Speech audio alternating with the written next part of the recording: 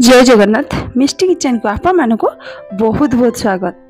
आसतु आज आम मटन पुंटीटे बनइबा। एमती तो मटन तरकारी खाइथिबे किंतु तार पुंटी केबे भी खाई नथिबे, कारण यार स्वाद मध्य बहुत बढ़िया एवं से ताहाकु बनैला बेले टिके समय अधिक लगिଥାଏ किंतु टेस्ट तार बहुत बढ़िया।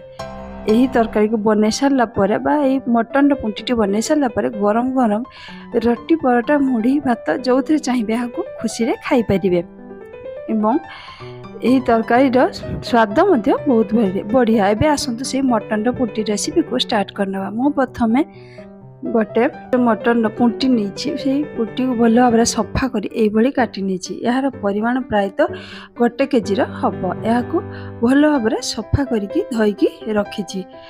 एबे से आमे से परिमाण अनुजाई लुण किछि देदबा। लुण को दे सारा पर आमे हलदी किछि सेथिरे दबा। से भितरे मु मसलाटे कषि आनी।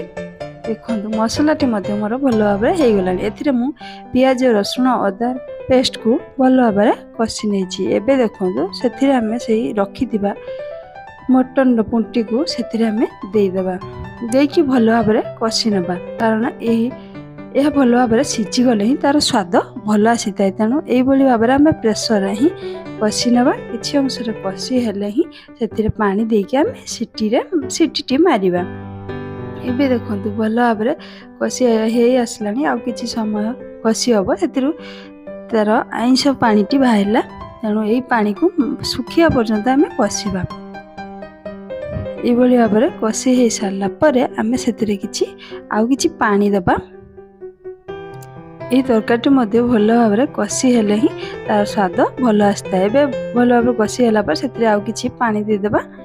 पानी को दे सारा पर एपट सेपट कर सारा पर आम घोड़न दे 5 ରୁ 7ଟି सीटी मारदेवा एवं गैस रो फ्लेम को मीडियम फ्लेम रे ही रखिबा। से 7टी सीटी मार सारा पर ठंडा होगा को छाड़िबा। ठंडा होला पर आम घोड़नी को खोल नेबा। एबे देखंतु भल भाव हमर से मटन बुटीटी भल भाव हो गलानी, सीझी गलानी मध्य। तेणु एबे भल भाव हेला पर आम अन्य पात्र को खोली नेबा। देखंतु मटन टी देखा जाउची बहुत भल। एवं यही मटन पुंटी को बन सारा पर ही आम रोटी परोटा एवं गरम भात सहित खाइबा, जहाँकि तार स्वाद डबल आसीबो।